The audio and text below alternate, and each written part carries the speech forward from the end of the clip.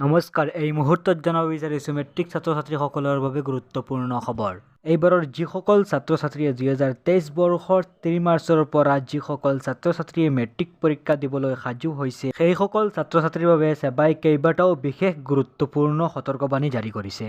কি সতৰ্কবাণী জাৰি কৰিছে ছেবাই? ভিডিঅ'টো আৰম্ভ কৰাৰ আগতে আপোনালোকক সৰু এটা ৰিকুৱেষ্ট কৰিম, যদি আমাৰ চেনেলত নতুন হয় তেনেহ'লে চেনেলটো ছাবস্ক্ৰাইব কৰি ৰাখক। ছেবাই 8টা সতৰ্কবাণী জাৰি কৰিছে। 1 নম্বৰ, কোনো পৰীক্ষাৰ্থীয়ে কলম, ৰেজিষ্ট্ৰেশ্যন কাৰ্ড, এডমিট কাৰ্ডৰ বাহিৰে অন্য সামগ্ৰী পৰীক্ষাগৃহলৈ আনিব নোৱাৰিব।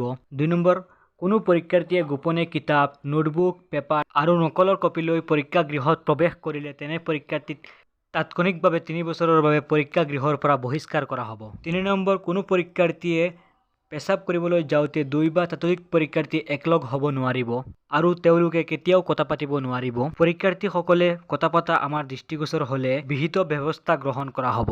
4 নম্বৰ, কোনো পৰীক্ষাৰ্থীয়ে গোপনে নকলৰ টুকুৰা পৰীক্ষাত ভৰাই লৈ বহিলে পকেটত, তেনে পৰীক্ষাৰ্থীক বহিষ্কাৰ কৰা হ'ব।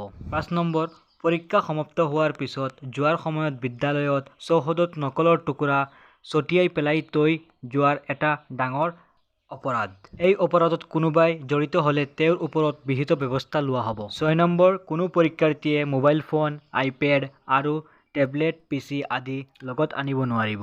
7 নম্বৰ, পৰীক্ষাগৃহত কোনো পৰীক্ষাৰ্থীৰ পৰা registration card, admit card, pen, pencil আদিৰ বাহিৰে অন্য কোনো কাগজৰ টুকুৰা পালে তেওঁক পৰীক্ষাগৃহৰ পৰা বহিষ্কাৰ কৰা হ'ব। 8 নম্বৰ, কোনো পধ্যই পৰীক্ষাৰ্থীসকলে নিজৰ ডেস্কৰ ওপৰত আৰু ৱালত লিখিব নোৱাৰিব।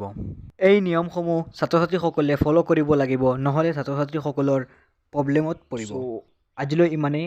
যদি ভিডিঅ'টো ভাল লাগিছে লাইক কৰি দিব আৰু আমাৰ চেনেলত নতুন হ'লে চেনেলটো ছাবস্ক্ৰাইব কৰি দিব।